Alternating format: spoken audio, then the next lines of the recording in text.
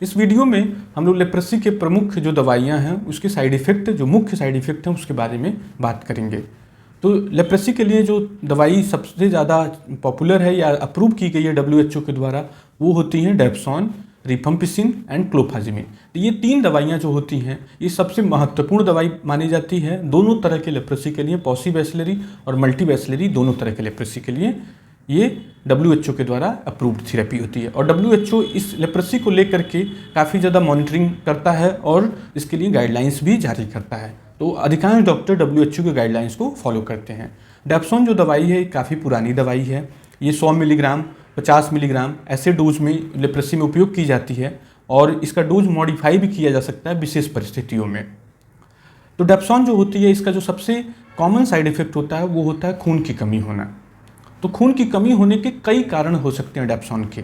तो हर परिस्थिति में डेप्सोन खून कम कर रहा हो तो उसे बंद नहीं करना होता है, डॉक्टर आपका बंद नहीं करेगा। कुछ विशेष सिनेरियो में ही डेप्सोन को बंद किया जाता है। जैसे डेप्सोन की वजह से बोन मैरो सप्रेशन हो रहा हो, जो खून की मज्जा है वहाँ से खून का सिंथेसिस ही बंद कर दे रहा हो डेप्सोन, तो उस कंडीशन में इसको बंद किया जाता है। अदरवाइज जैसे जो सिंपल हिमोलिसिस होता है डेप्सोन की वजह से, उसमें इसको बंद नहीं करना होता और डॉक्टर आपके दूसरे मेजर से कुछ विटामिन थेरेपी दे करके, कुछ और भी मेजर अपना करके इसको करेक्ट करने की कोशिश करता है।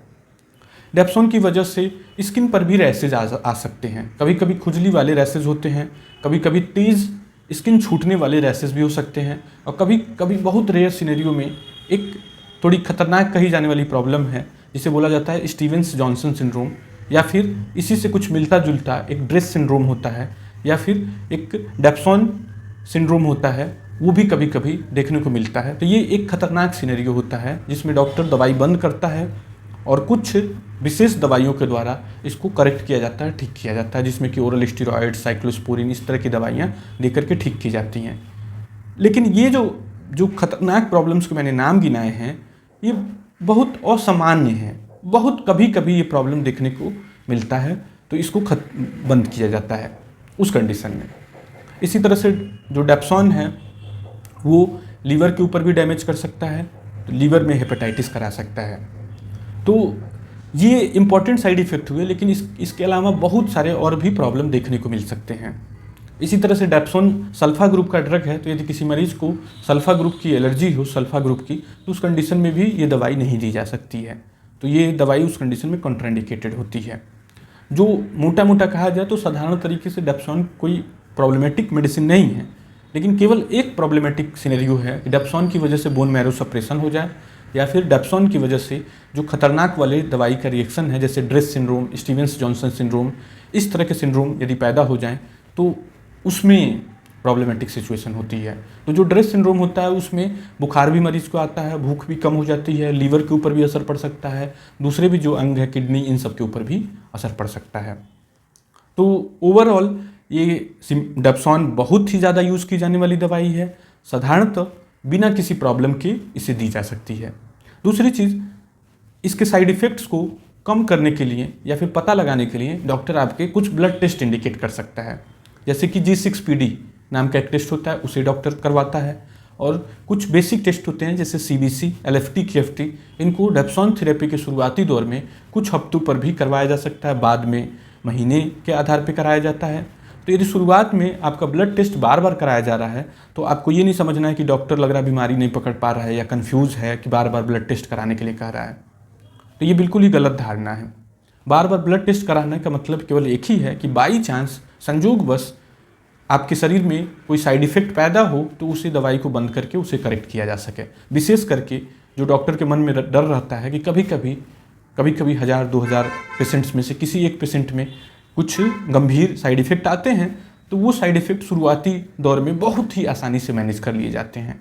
तो वो ब्लड के टेस्ट में वो लक्षण दिख जाता है तो वो डॉक्टर तुरंत उस दवाई को फिर बंद कर देता है, फिर वो बात ख़त्म हो जाती है, फिर मरीज रिकवर हो जाता है। दूसरी जो दवाई इस्तेमाल की जाती है वो यूज़ की जाती है क्लोफाजिमिन। तो क्लोफाजिमिन का जो 2 मेन साइड इफ़ेक्ट है, एक तो ये ब्राउन कलर की डाई है, जिसकी वजह से जैसे जैसे मरीज़ लेता जाता है तो उसका रंग जो होता है वो हल्का भूरा या गहरा भूरा या काले रंग का होता जाता है। मतलब ऐसे समझें कि स्किन का रंग डार्क होते जाता है। स्किन का रंग डार्क होते जाता है तो इससे मरीज़ कई बार बहुत ज़्यादा घबरा जाते हैं। उनके मन में ये अप्रीहेंशन होता है कि डॉक्टर ने लग रहा कोई खतरनाक या तेज़ दवाई दे दी है जिससे स्किन का रंग ही पूरा काला पड़ता जा रहा है, पूरी शरीर ही काली पड़ती जा रही है, तो उससे बिल्कुल भी नहीं आपको घबराना है रंग डार्क होना, क्योंकि ये जो दवाई है, ये दवाई स्किन में डिपॉजिट होती जाती है और स्किन में डिपॉजिट होने से ये स्किन को अपना रंग इम्पार्ट करते जाती है, ब्राउन ब्लैकिश कलर। तो जब दवाई बंद होगी उसके बाद ये जो प्रॉब्लम है ये अपने आप थोड़े समय में, कुछ महीनों में ख़त्म हो जाएगी। तो इस वजह से दवाई बंद करना सही ऑप्शन कतई नहीं होता है, ना ही डॉक्टर बदलना सही ऑप्शन होता है। इसी तरह से क्लोफाजिमिन की वजह से स्किन ड्राई होने लगती है और स्किन पे मछली जैसे छिलके बनने लगते हैं ड्राई होकर के, जिसे इक्थियोसिस बोला जाता है। इक्थियोसिस की प्रॉब्लम में स्केल्स बनने लगते हैं स्किन पे, ऐसा लगेगा कि ड्राई से स्केल मछली के छिलके जैसे पास में छिलके जैसे स्केल्स बनने लगते हैं। तो उसको भी कुछ पेशेंट्स निगेटिव वे में लेते हैं कि पता नहीं अजीबोगरीब दवाई डॉक्टर ने दे दी है, लेकिन ये साइड इफ़ेक्ट भी कोई प्रॉब्लमेटिक साइड इफ़ेक्ट नहीं है और इसकी वजह से भी दवाई बंद करने की बिल्कुल भी ज़रूरत नहीं है। तीसरी दवाई जो होती है वो होती है रिफाम्पिसिन, जिसे मंथली डोज में दिया जाता है। तो रिफाम्पिसिन दवाई एक लाल रंग की दवाई होती है, रेड कलर का पाउडर होता है। तो जब भी आप इस दवाई को लेंगे तो वो दवाई लेने के थोड़ा देर के बाद ही आपकी यूरिन का रंग ऑरेंज कलर का, संतरे रंग का या फिर हल्का लाली पीलापन लिए हुए निकलने लगता है। इसी तरह से स्टूल का कलर, जो लैट्रिन का कलर है, वो भी हल्का सा इस रंग के आने लगता है। तो काफ़ी मरीज़ घबरा करके आते हैं कि दवाई खाने से पेशाब में खून निकल रहा है, तो ये भी गलत धारणा है। ये खून नहीं होता है, ये दवाई है। जो आपने खाया दवाई तो आपके पेट में गया, पेट से खून में गया, फिर ये खून से हो करके आपके पेशाब से होकर शरीर से बाहर निकल जाती है या फिर आपके स्टूल से दवाई निकल के बाहर निकल जाती है। तो ये इस दवाई का यूरिन का जो रंग डिस्कलरेशन हुआ है या स्टूल का डिस्कलरेशन हुआ है, अधिकांश केसेज में 24 घंटे से लेकर 48 घंटे तक अधिकतम रहती है। तो इस वजह से भी कोई इस दवाई के बारे में भी कोई नकारात्मक विचार नहीं रखना मन में। तो ये 3 दवाइयों के जो कॉमन साइड इफ़ेक्ट्स थे उसके बारे में हमने बात की। कुछ बहुत सारे अनकॉमन साइड इफ़ेक्ट भी होते हैं और सामान्य साइड इफ़ेक्ट भी होते हैं, तो वो कभी कभार बहुत सारे मरीजों में से किसी एक मरीज में देखने को मिलता है, तो उस साइड इफ़ेक्ट्स को भी ईजिली हैंडल कर लिया जाता है।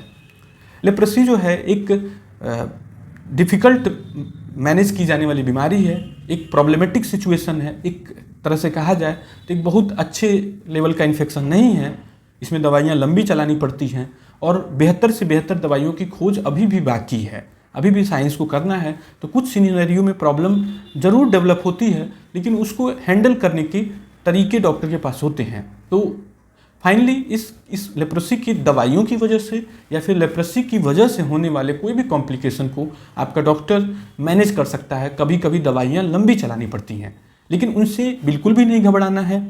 लेप्रेसी की दवाई ब्रेक नहीं करनी है, क्योंकि लेप्रेसी एक थोड़ी डिफ़िकल्ट प्रॉब्लम है, विशेष करके जो मल्टीबैसिलरी लेप्रेसी है, जो लेप्रोमेटस पोल की, जिसमें कीटाणुओं की संख्या बहुत ज़्यादा होती है, जिसे मल्टीबैसिलरी लेप्रोसी या लेप्रोमेटस लेप्रेसी बोला जाता है या बॉर्डर लाइन लेप्रोमेटस लेप्रोसी बोला जाता है। तो ये थोड़ी सी प्रॉब्लमेटिक सिचुएशन होती है। क्यों ऐसी प्रॉब्लमेटिक सिचुएशन होती है? क्योंकि इसमें दर्द वाली गांठें बनती हैं, मरीज को बुखार आता है, शरीर में दर्द होता है, जोड़ों में दर्द होता है, खाने पीने का मन नहीं करता है, चलना फिरना सब कुछ मुश्किल हो जाता है। तो उसे बोला जाता है एरिथेमा नोडोसम लेप्रोसम या लेप्रेसी का रिएक्शन। तो ये काफ़ी ज़्यादा मरीज को तंग कर देता है और बार बार आने से मरीज और ज़्यादा परेशान हो जाता है। तो इस वजह से आपको लेप्रेसी की दवाइयाँ बिल्कुल नियमित डॉक्टर के बताए हुए टाइम टू टाइम लेनी है। जो डॉक्टर आपका टेस्ट बताएगा वो टेस्ट को फॉलो करना है। यदि अच्छे से फॉलो किया जाए तो लेप्रेसी से के प्रॉब्लम से और लेप्रेसी से पूरी तरह से मुक्ति पाया जा सकता है। Thank you.